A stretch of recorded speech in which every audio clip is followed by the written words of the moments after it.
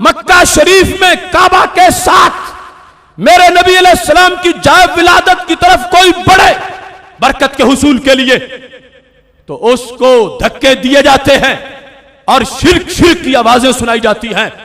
سنو صحابہ کا قرون اولا کا عقیدہ اور برکت اور تبرک کا معاملہ سنن نسائی میں موجود ہے.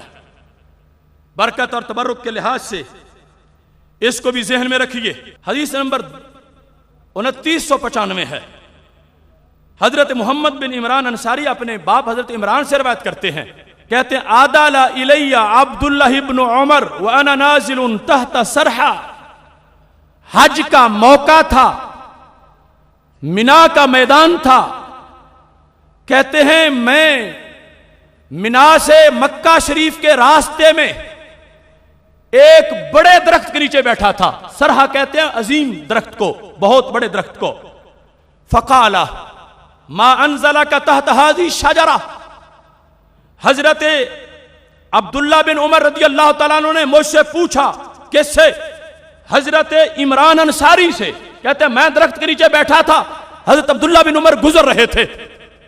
منا کا علاقہ جہاں آگے پھر مکہ شریف کی حرم کی حدود شروع ہوتی ہیں, وہاں درخت کے نیچے وہ بیٹھے ہوئے ہیں.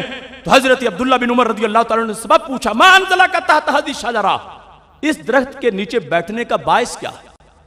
کس چیز نے تمہیں یہاں بٹھایا؟ باعث کیا ہے؟ کیا نیت ہے کوئی یا ویسے بیٹھ گئے ہو تھک کے؟ کسی ارادے سے بیٹھے ہو یا ویسے بے مقصد بیٹھ گئے ہو؟ کوئی اس کا پس منظر تمہیں یاد ہے اس درخت کا یا ویسے ہی بیٹھ گئے ہو؟ تو کہتے ہیں جب انہوں نے مجھ سے سوال کیا تو جواب میں انہوں نے یہ کہا قلت انزلنی ظلھا. میں اور تو کوئی تاریخ اس کی نہیں جانتا, بس دھوپ تھی تو سائے کے لیے نیچے بیٹھ گیا ہوں. مجھے تو اس کا کوئی پتہ نہیں کہ یہاں بیٹھنا کیسا ہے یا کس نیت سے آنا چاہیے. بس میں تو گزر رہا تھا, دھوپ نے ستایا, میں نیچے بیٹھ گیا. مجھے نہیں پتا کہ اس کا فلسفہ کیا ہے.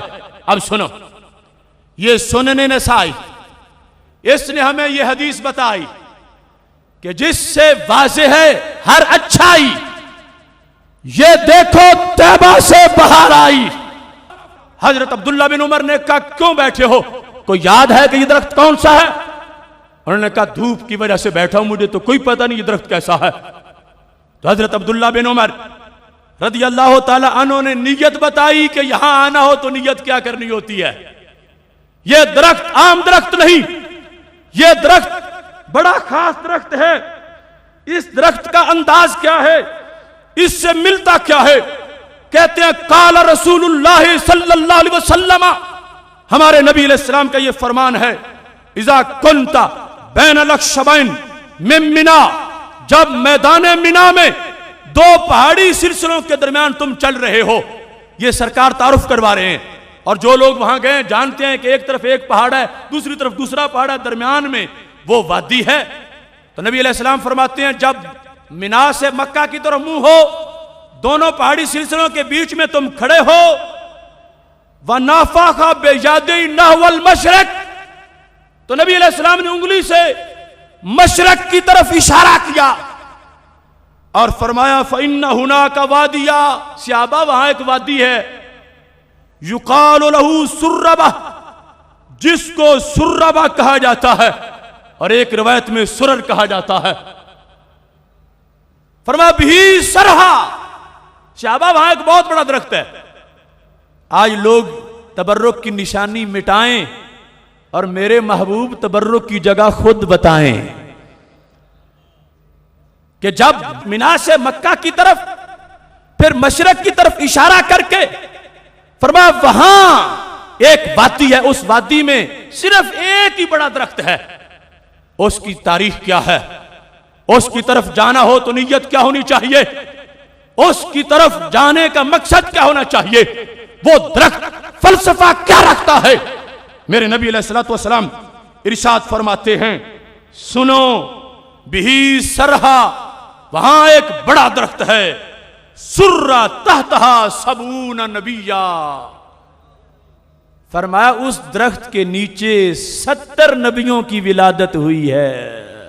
یہ زبان رسالت ہے, سدے ذرائع کے فتوے دے کر سب کچھ مٹانے والوں، کیا سرکار کو شریعت یاد نہیں تھی؟ کیوں تعارف کروایا؟ کیوں اس کا فلسفہ بتایا؟ کیوں اس کی برکت بتائی؟ کیوں اس کی ہسٹری بتائی؟ فرمایا وہاں ایک درخت ہے، وہ درخت عام درخت نہیں، وہاں 70 نبیوں کے نافے کاٹے گئے تھے۔ جو ولادت کے بعد بچے کا نافہ کاٹا جاتا ہے تو پھر ولادت وہی ہوئی تھی، تو پھر اس لیے وہی نافہ کاٹا گیا تھا۔ تو کہا ایک نبی کی جہاں ولادت ہو وہ جگہ بڑی برکت والی ہوتی ہے، تو جہاں 70 نبیوں کی ولادت ہو تو کتنی بڑی برکت والی جگہ ہوگی۔ تو میرے محبوب علیہ السلام نے بتایا، تو حضرت عبداللہ بن عمر نے آگے پہنچایا۔ مقصد کیا تھا؟